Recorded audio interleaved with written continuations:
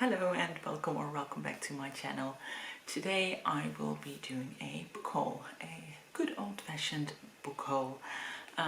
These are all the books I got in the second quarter of 2023, so that is April, May and June. I'm gonna talk about the ebooks I got first. Like I've mentioned before on the channel, I have a subscription to a Dutch indie publisher, Das Mag, and I get all their publications that they put out in a year. Naturally, these aren't books I picked out myself, so I'm not going to talk about all of them just because I'm not that interested in all of them, but I'm going to mention the ones that did draw my attention. The first one is The Eilanden, or The Islands, by A. Alberts. They are publishing this as a sort of forgotten classic.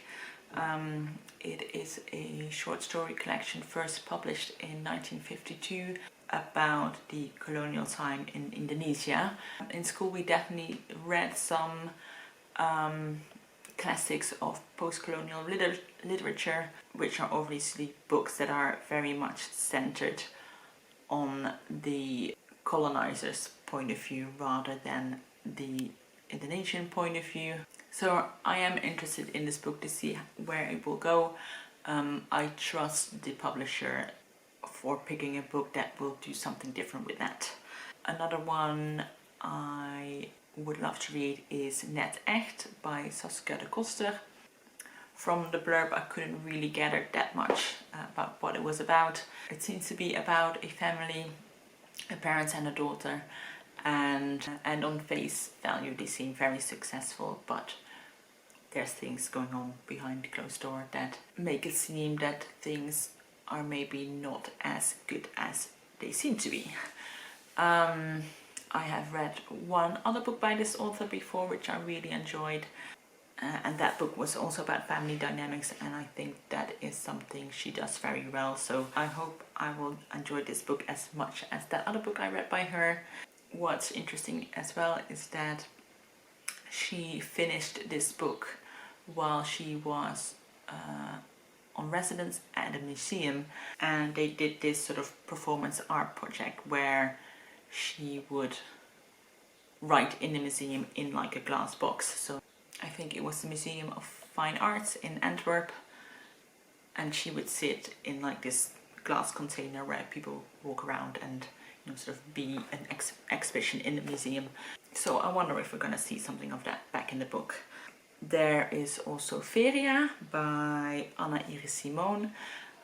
This is a book that was translated from the Spanish, and this is about a woman who grows up in, I'm guessing, quite a rural part of Spain, and her parents have a booth at a fair with which they travel the country, and they visit different fairs, summer fairs, things like that. And when the main character grows up, she decides to leave their parents and go and live in a big city, but she soon realizes that life in the big city isn't all that she dreamed of. Apparently this book has been incredibly popular in Spain, and yeah, the premise of the book sounds very interesting to me. So I'll read that one as well. The next book I wanted to mention was Ik ben jullie meester by Spalburg. The title translates like I am your master or I am your teacher. And this is a non-fiction book about Spalburg's family. I believe it was his father who immigrated from Suriname to the Netherlands. So it's about his experience, and then the author's experience as a second-generation immigrant. I'm guessing it will tackle things like racism, growing up in different cultures, intergenerational ideas that go from one generation to the next. So yeah, that sounded really interesting. And then the last book I wanted to talk about that I have on ebook is Shakespeare kent me beter dan mijn lief, or Shakespeare knows me better than my love by Ibe Rossel. And in this book she writes essays about different books and what they have taught her. what she learned from them, you know, sort of life lessons she learned from them. And that just sounds like a great book for anyone who loves books and who loves reading. So that's that. Let's move on to the physical books I got. I'm gonna talk about them in publication order because I had to pick an order and I went for publication order. So the first one I got is The House of Mirth by Edith Wharton. This is one of the books I have on my 40 before 40 list. I have heard a lot of good things about this. I feel like this is going to be a great social commentary on a certain place in a certain time with a certain group of people. And it's one of those classics or modern classics that I've always wanted to read. So when I spotted a second-hand copy in my local bookstore, I picked this up. Then we have A Small Place by Jamaica Kincaid. I feel like Jamaica Kincaid has been all the rage the last couple of years. There's a lot of people who have been picking up her books. And this book is basically an essay where the author talks about her home island, the island where she grew up, Antigua. Kind of like a travel guide, but not really. From what I've heard, her writing is very lyrical, and she was a great lover of nature. So I hope that all comes back in this book, and I will enjoy it. Then I have All About Love by Bell Hooks. I have actually finished this book, so it will come back in a future wrap-up. These are all essays about love, like you might expect from the title. I'm not going to make this a review of the book, but I'd say it's an essay collection that is very insightful and gives you a lot to think about. Then I've got A Small Island by Andrea Levy. I actually read this before. I read this close to when it first came out,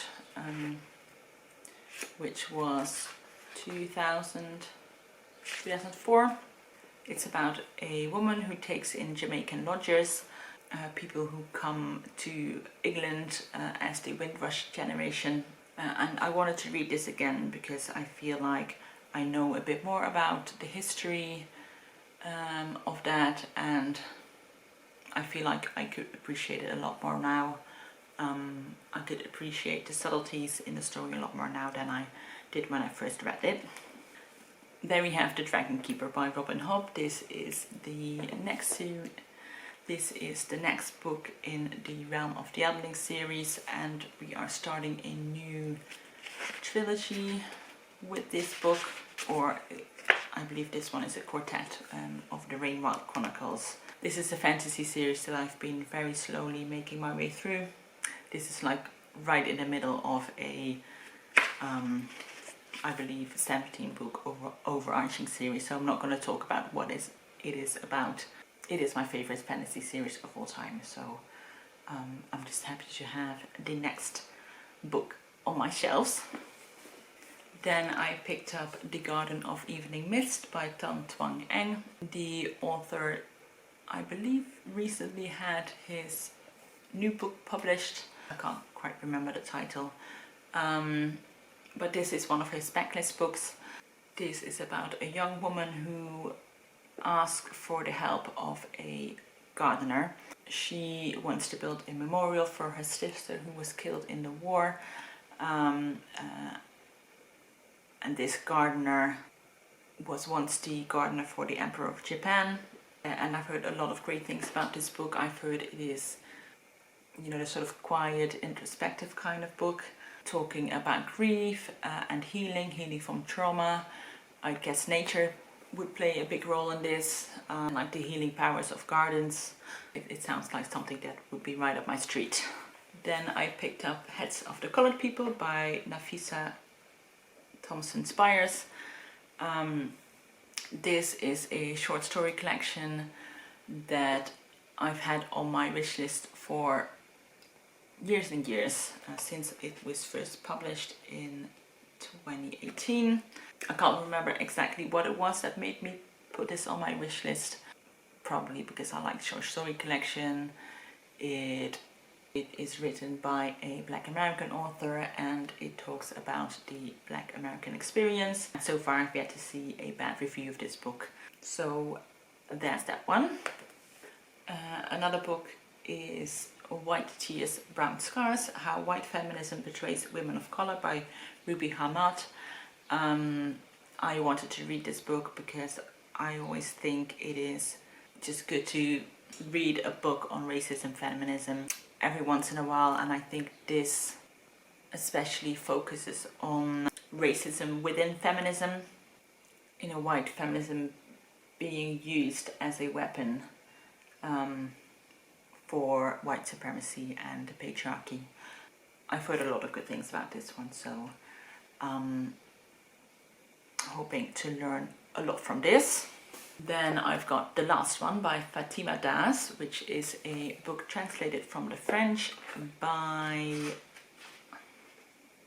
Lara Fernout. I'm not sure if I'm saying that right. All I know about this book is that it is about a woman who immigrates from Algeria to Paris, and also that she's gay. And that was enough for me to pick up this book. Then we have A Modern Verlangen by Hanna Bervoets. I translate this as a modern longing. The author wrote a book that had been translated into English that I've seen a few people reading. We had to remove this post is the title. I haven't read that, but this is a short story collection, and from what I gathered, it has sort of the same vibes as We Had to Remove This Post, in that it looks at society and sort of the changes society is going through with the influence of technology and the internet and things like that. It'll be the first book I read by her, and I'm very glad to finally read something by her. Okay, 2 more, then we're done. I picked up Demon Copperhead by Barbara Kingsolver because I'm reading this for the BookTube prize. I have already read this one, and you can hear about my thoughts in my BookTube prize video that will be coming up at the end of the month or the beginning of August. And then the last book I wanted to mention is Bloodfeast, the complete short stories of Malika Moustadraf, translated by Alice Guthrie. Obviously this is short stories. It says on the back, a feminist icon in contemporary Moroccan literature, Malika Moustadraf is celebrated for her stark interrogation of gender and sexuality in North Africa. I guess you can see why I picked this up. So yeah, that was all of the books. Let me make a stack.